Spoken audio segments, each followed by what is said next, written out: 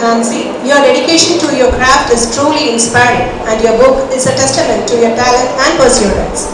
Please come forward, Nancy, and share with us your story behind your book. Respected dignitaries on the dais, other invited guests of the dais, my dear grandpa and uncle, dear friends and classmates, and my dear teachers. A warm good morning to you all. I'm overwhelmed with joy as I stand before you all during my third book launch of my diary. I thank Lord the Almighty for giving me this day. I'm also thankful to the school management and the Honorable Chief Guest for making my day memorable. I must say that I'm still surprised that I've made it this far because I never thought that I would do it this far because it all started by a simple nudge from Dr. James.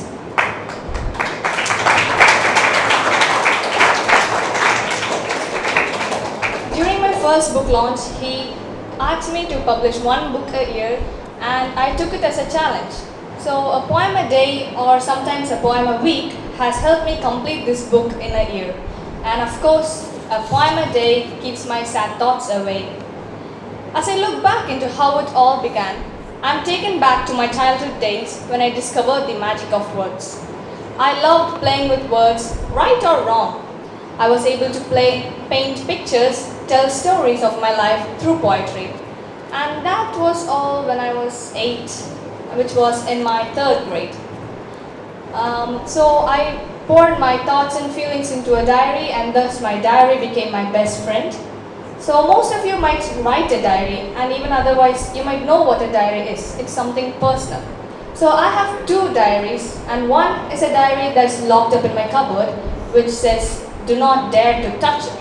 And the other diary is a diary which is very global that all of you must read, which was launched today.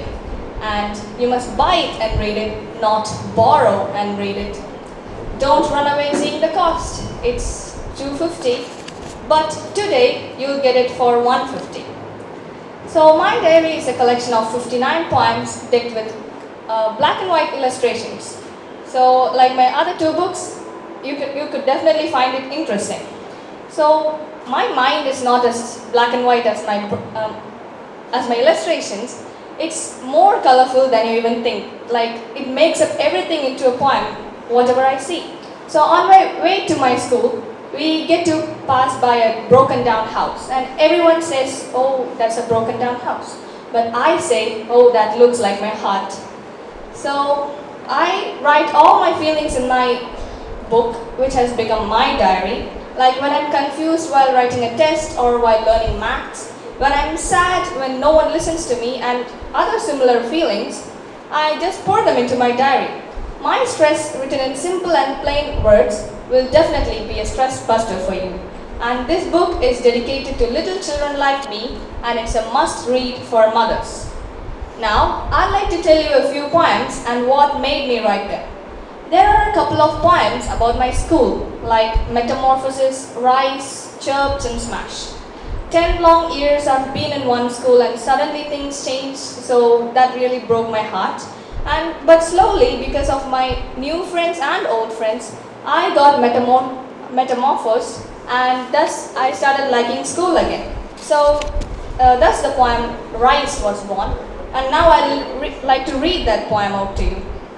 I sat on my back seat as my dad drove, trembling and mumbling, to a new school. I reached the big gates, which looked like Bill Gates. I went to my class, confused and sad, and found some of my friends had also come here. We explored 4 stairs. Oh, it was a nightmare. Each led me to another, and it was something to bother. We went clip-clop on the horse ride, and ping-pong in bow and arrow. Then we had lunch, which we chewed with a crunch, and got in the bus, laughing and giggling. I reached home and lay down for a while. When I finally had a dreamy sleep, my mom woke me up. So I rose to run to Rise, something I love, which is Rojavalam International School of Excellence. And now, something about school tour. So our school had taken us for a school tour for 3 days, but when it comes to school tour, My parents get this financial crisis and they do not take me to tour. And that brings a tour catastrophe to me. And thus the poem Sour was born. Here it goes. I'm not rich and I'm not poor. I'm someone who can afford a tour. I begged my parents from head to toe, but they said a big fat no, and my tale is a tale of woe. And our classroom is kind of weird because one part of the window is stuck in one side. So when I got the last seat, I got that window too. So I loved sitting in that window because it feels so good. It's like the window only belonged to you and the air from the window also belonged only to you. But one day when I left it open, my desk became a bit dusty. So the next day I decided to close it. And when I closed it, the winds blew up and here it goes. The window smashed my index, which is now in the size of a syntax. Out came the blood oozing, and the power in me I was losing. Now here's the fun part, not for you, for my mother. So my mom's professor, Dr. John Shaker, is a very generous person who spends a lot to eat, not for himself, but for the people who are spending time with him. He bought us lots of food one day that my tummy bloated and I died. So thus the poem Eat, Eat, Eat Some More was born. And once when we went to Madurai, I was so hungry that he said we were going to a coffee shop. So I was so happy because he said it's a famous coffee shop. I dreamt of the shop full of AC, music, sofa sets and stuff. But this happened. It's a famous coffee shop, said he, as I popped in a toffee that had a flavor of coffee. I dreamt of the shop, hoping that it would be famous with AC and lots of snacks crowded with people. Me ordering Pringles and sitting with a cup of coffee, the world's tastiest one. But oh, my dreams disappeared like the dreamy milkmaids as we stopped by a dusty old shop. The man only had a few vadas and he only had a few teeth. So small and empty his shop was. I wish the coffee was better because it made my tongue bitter. I gulped up some butter to make myself better. Now I've vowed to myself that I'll never believe in my mom's elf and go have coffee with him. In this poem you can learn that you shouldn't expect too much when someone says something.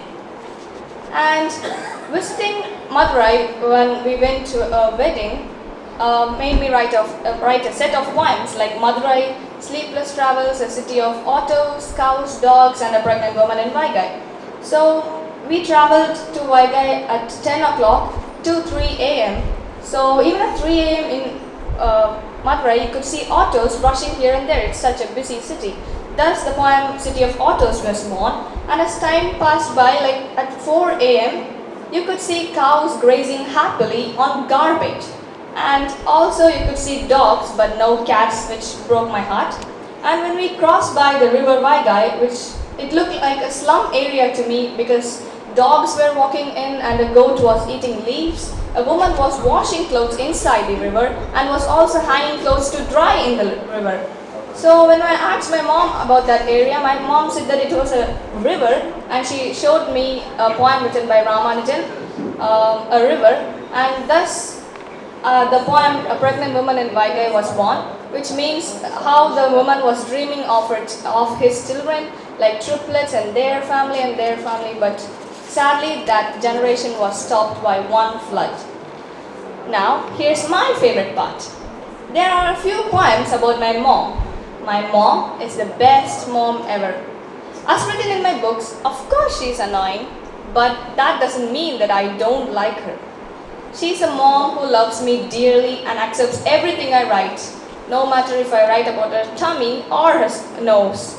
So here's a word that I invented thanks to my mom. It's a cruel word, and for this cruel word, my mom is such a cruel example as well.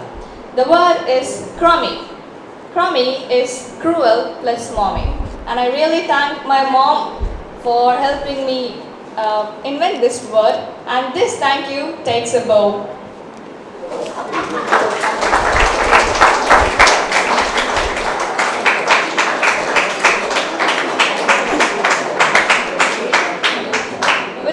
full of gratitude, I've shared my part of the story. I hope that my poems will resonate with you, inspire you, and maybe even challenge you to reflect on your own journey. I thank everyone who has supported me on this journey, and as the saying goes, every end has a new beginning.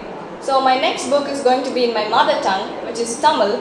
Please don't go and look into my mom's tongue, thinking that the poetry is in my mom's tongue. So please do grab a copy, read a copy, and make me feel happy, and you'll also definitely feel happy. Thank you.